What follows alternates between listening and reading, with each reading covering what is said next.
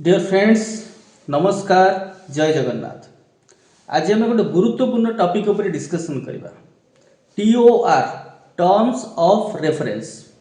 एवं ये terms of reference रे बहुत त्रुटि रही जहाँकि स्टाफ साइड रो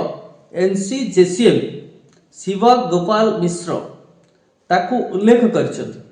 तन्न तन्न करके टर्म्स ऑफ रेफरेंस रे जहाँ भी लाकुना अच्छी अनेक किसी जिनस ओमिशन होती एवं आउ किसी टर्म्स रही जो टर्मिनोलॉजी डिफेक्ट आम कहते से कारण अनेक मनरे वर्तमान प्रश्न रही पेंशन एवं एम्प्लॉयर फिक्सेशन को लेकिन केते दूर यह समस्त को सैटिस्फाई करि से क्वेश्चन मध्य रही। आम ये 6टा पॉइंट उपर डिस्कशन करवा जो 6टा पॉइंट को शिव गोपाल मिश्र उठेइचंती एवं प्रधानमंत्री को सीधा सड़क से चिट्ठी लिखिंट 17/11/2025 रे एवं से चिट्ठी रे उल्लेख करिसंती गोटे प्रथम जिनस होला ओमिशन। सेठी ओमिशन कौन कराई एक्सपेक्टेशन कहार ना एम्प्लॉयर से शब्दटी को बिल्कुल TOR रे स्थानित करा जाई नाही जोटा कि 7th पे फिक्सेशन बा कमिशन ले टर्म्स ऑफ रेफरेंस रे रही तामाने आज पर एक्सपेक्टेशन ऑफ एम्प्लॉइज से मानकू सही भली पे स्ट्रक्चर दबार अच्छी जेमिति कि तांकर आशा जहाँ रही से आशा अनुसार से माने ताकू पाइबे। एई टर्म टी को बिल्कुल भी इंक्लूड करा जाई नाही एक्सपेक्टेशन आज पर द एक्सपेक्टेशन ऑफ एम्प्लॉइज। द्वितीय कथा हला इंक्लूजन ऑफ पेंशन पेंशनर जो माने रही तांकर पे रिविजन से पे रिविजन संपर्क में मध्य डिटेल ले कौनसी उल्लेख करा जाई नाही तेणु पेंशनर मानक मनरे गोटे निश्चित द्वंद्व जो माने वर्तमान एक्जिस्टिंग पेंशनर अछंती एवं ता सहित फैमिली पेंशनर अछंती एमानक मनरे गोटे निश्चय द्वंद्व रही जेहेतु TOR रे एभली किछि टर्म्स से माने देखिबा को पाइले नाही जोटा कि डायरेक्टली तांको बिलोंग करुछि तेणु सेमानक मध्य द्वंद्व रही जे पे रिविजन सेमानकर भी हबो ना नाही। ये ला द्वितीय पॉइंट। 3 नंबर पॉइंट रहुछि रिस्टोरेशन ऑफ ओल्ड पेंशन एटा मांग रही कहार ना स्टाफ साइड रो NCJCM शिव गोपाल मिश्र उल्लेख करिया पई चाहछंती restoration of old pension scheme. वर्तमान जो कंट्रीब्यूटरी पेंशन चली आमर NPS अधीन रे एवं एबे UPS को इम्प्लीमेंट करा जाइछि सेतिरे जो लाकुना गुड़िक रही एवं से लाकुना को एटी दर्शा जाइछि एवं रिस्टोरेशन ऑफ ओल्ड पेंशन लागू करबा दिगरे प्रधानमंत्री को सीधा सड़क से चिट्ठी लिखिसंती एवं केते सुंदर भाव में लिखिसंती विभिन्न डिपार्टमेंट रो ताको पाखु कॉल जाइछि ताको देखा करिसंती एवं सी मध्य जितेबाला आपको भल भाव ताकू चाष करिसंती सेतबेले से फाइंड आउट करिसंती बा नोटिस करिसंती ए टर्म गुडी जो टर्म गुडी एक्चुअली रहिबा कथा जहाँ कि 7th पे फिक्सेशन रे थिला ताहा एठी देखा जाऊ नाही एवं किछि टर्मिनोलॉजी रहिला जेमति कि हमर unfunded cost of non contributory pension scheme पे जो अनफंडेड कॉस्ट रहिला that is an invalid terminology बोली एठी आख्या दिया जाउछि ताको एवं समस्ते जानिचंदी कंसोलिडेटेड पे जहाँ हमर रहिछि बा फंड जो रही से फंड रु आमर मैनेज करा जाए पेंशन को किंतु एठी से आउ गोटे टर्म जोड़ी देले अनफंडेड कॉस्ट ए अनफंडेड कॉस्टा ही समस्त को व्यथित करिछि एवं समस्त गोटे क्वेश्चन मार्क टाणी देछि एक्जेक्टली व्हाट इज नेक्स्ट आसला आपनकर विथ इफेक्ट फ्रॉम टा कौन सी जगह टर्म्स ऑफ रेफरेंस रे लिखा गला ना जदिओ आम समस्ते जानिछंती प्रति 10 वर्ष रे तरे गोटे पे फिक्सेशन हुए एवं सही हिसाब रे विथ इफेक्ट फ्रॉम रहिबा कथा तेणु जेतेबेले सरकार विथ इफेक्ट फ्रॉम लिखि नाहांती तेणु ये मध्य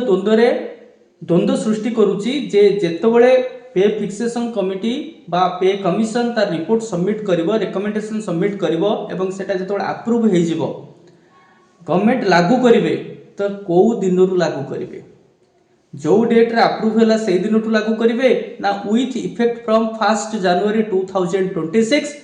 that should be clarified in terms of reference ए कथाटी मध्य उल्लेख करा जायछि एवं लास्ट थिंग रहिला इंटरिम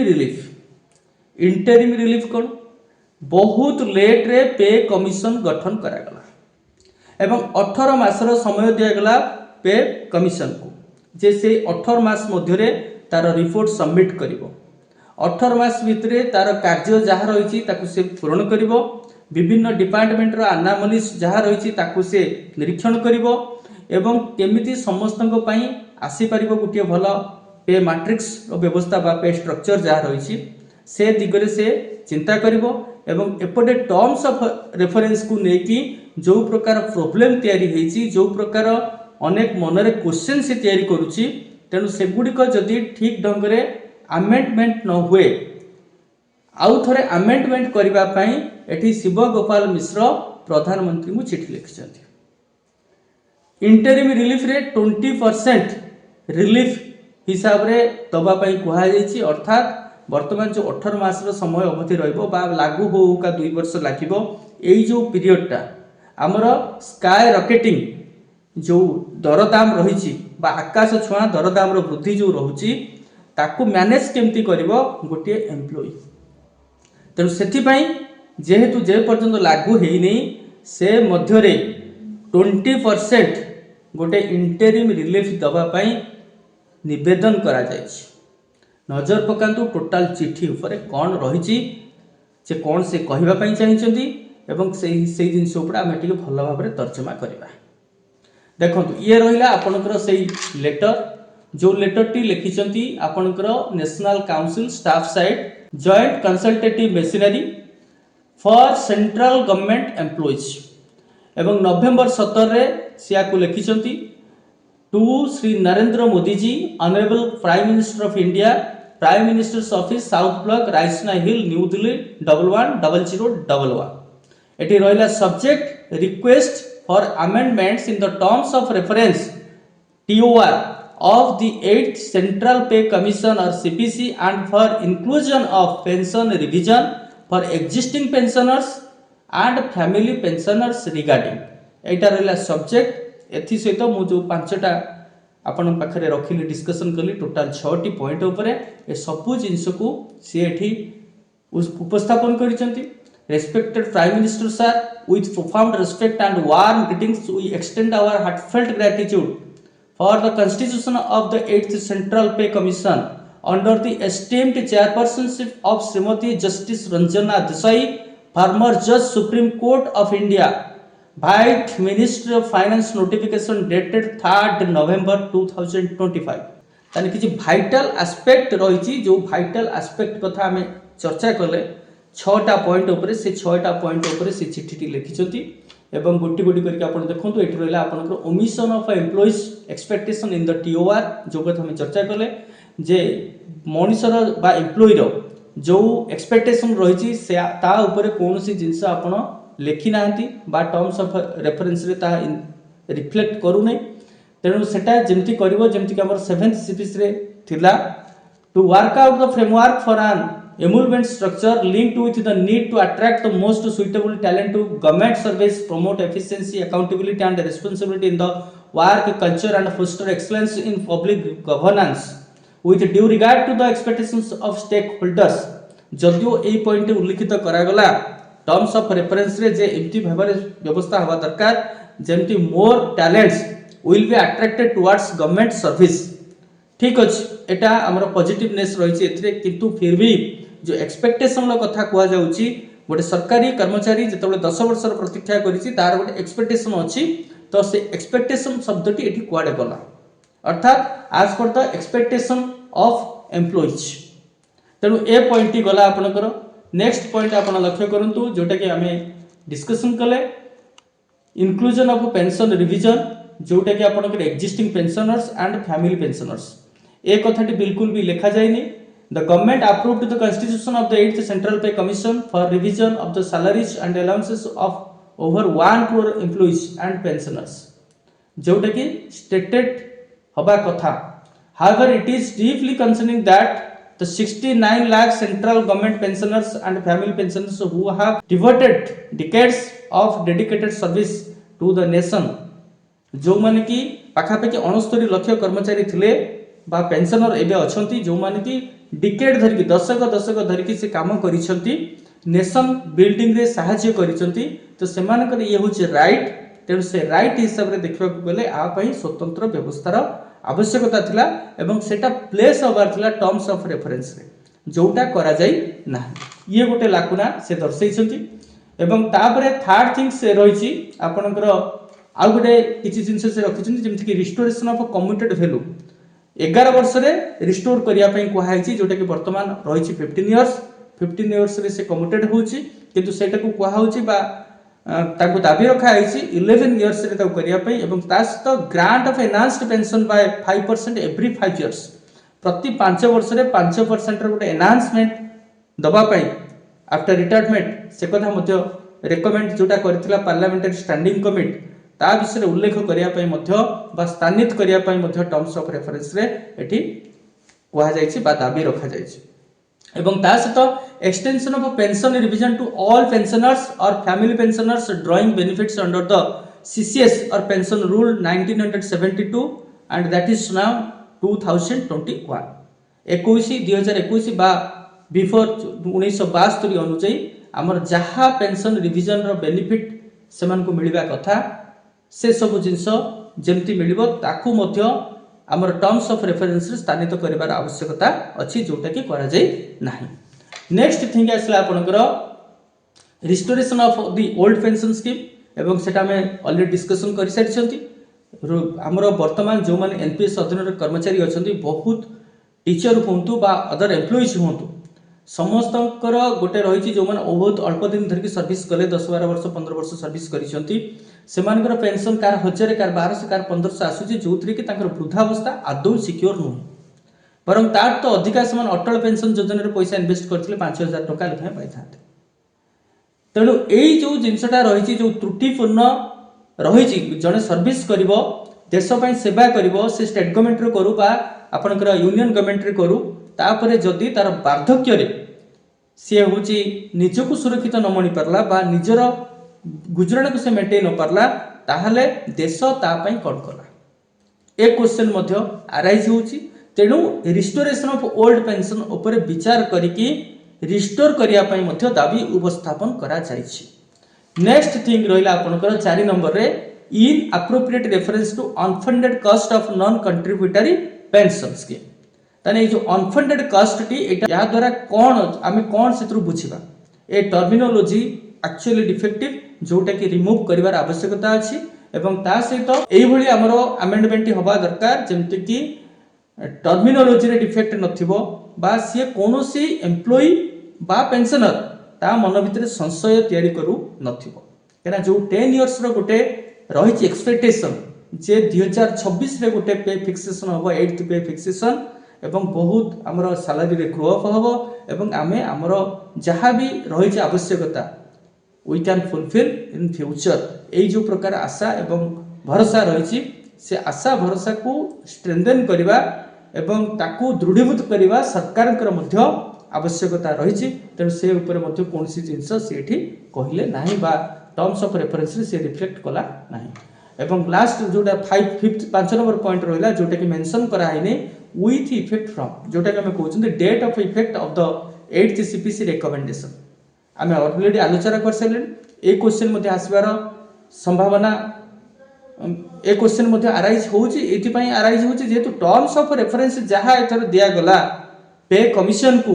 तो से पे कमिशन टर्म्स ऑफ रेफरेंस को जे भी देखिबो जदि ताको बुझिया पई चेष्टा करिवो, निश्चय ता मन रे संशय तयारी होबो, डाउट एराइज होबो. एवं एपळी जदि आसुजी सेतरे टर्मिनोलॉजी रो डिफेक्ट, ताहले एई 8th सीपीस जे केबेठु लागू होबो तार मध्ये क्लारिफिकेशन आवश्यकता अछि, जोटा कि टर्म्स ऑफ रेफरेंस रे तार मध्ये रिफ्लेक्शन नाही. तेणु एटा मध्ये डिमांड करा हिची जो अमेंडमेंट करा जिवो से अमेंडमेंट रे आकु मध्ये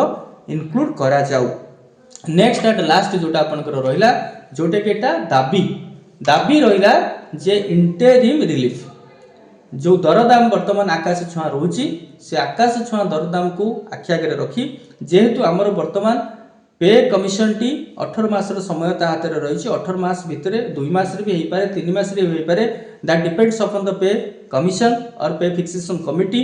तापर निर्भर करे एवं ता सहित विभिन्न समस्या को पुणी नेकी थोइकी ताकू करबा मध्ये डिफिकल्टीज ता भितर रही गुडा अनामोलीज रही तेणु ताकू रेक्टिफाए करबा ताकू पुट अप करबा स्टैटिस्टिकली ताकू एग्जामिन करबा तापर जाई कि गुटे निष्कर्ष रे पहुंचबा रेकमेंड करबा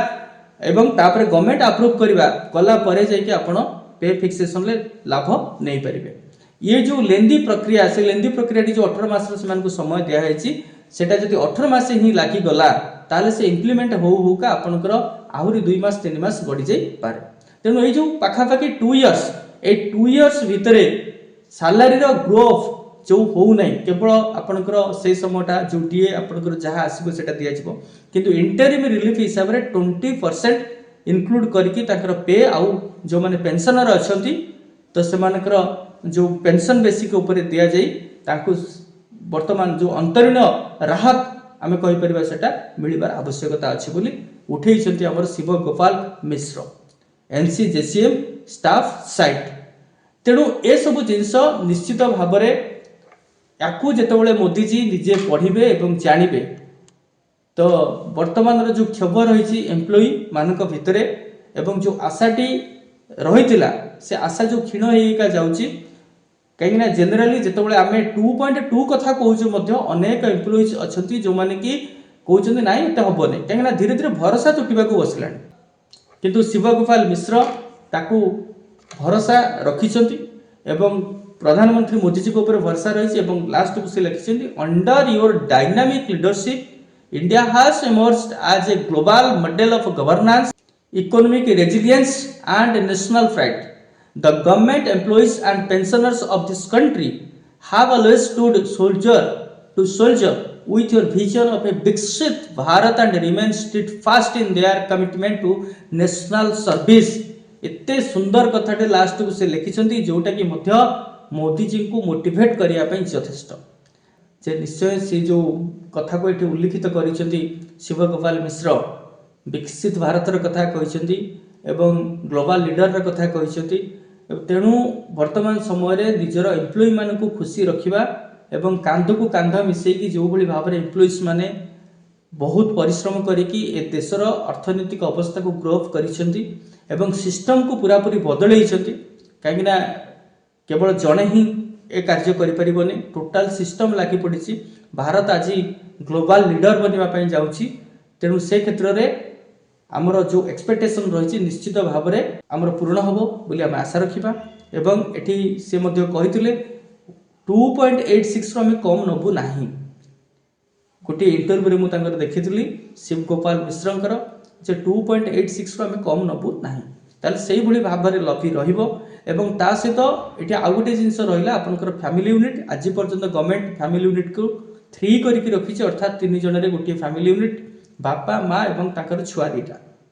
सी 1 ये 50-50 टोटाल 3 किंतु एथिरे इनक्लूड करने कहूँ पेरेंट्स को कहीं से बार्धक्य भरण पोषण किए कर पुओ तो कर ना तो पुओ जदि भरण पोषण कर तो फैमिली यूनिट को एक्सटेंड करार अच्छी कहीं से हिसाब रे दरमा आसबार आवश्यकता अच्छी कहीं आजिका डेट्रे हेल्थ इश्यूज रही दरदाम वृद्धि इश्यूज रही एवं वार्धक्य समय अनेक प्रकार आवश्यकता रही है तेणु से सबको विचार करके फैमिली यूनिटा एटलिस्ट 5 अर्थात वर्तमान 3 अच्छी बापा माँ को मिसेकी 5 करने कहूँ जदि 5 कर दि जाए ताहले आपनकर सैलरी रे बहुत आहरी बढ़िबो किंतु 5 हुए तो नहीं पारे 3.5 रु 4 हो पारे फैमिली यूनिट तो से क्षेत्र में जब देखा आम जी आशा करूँ आउ 20 to 25% पर्यंत आपनकर पे रे वृद्धि होबार पॉसिबिलिटीज रही तो ये थिला आज डिस्कशन जोटा कि आम विभिन्न डिस्कशन कले एवं जो लेटर थिला प्राइम मिनिस्टर पाखक एवं आमर एनसीजेसीएम स्टाफ साइड शिव गोपाल मिश्र सेक्रेटरी जी रही तो तांकर निश्चित भाव में हुए तो ये इफेक्टिव हम बोली आम आशा करवा तेणु पुणी देखा पे फिक्सेशन अपडेट को लेकिन आ गोटे सुंदर वीडियो सह। टिल देन बाय बाय, नमस्कार, जय जगन्नाथ।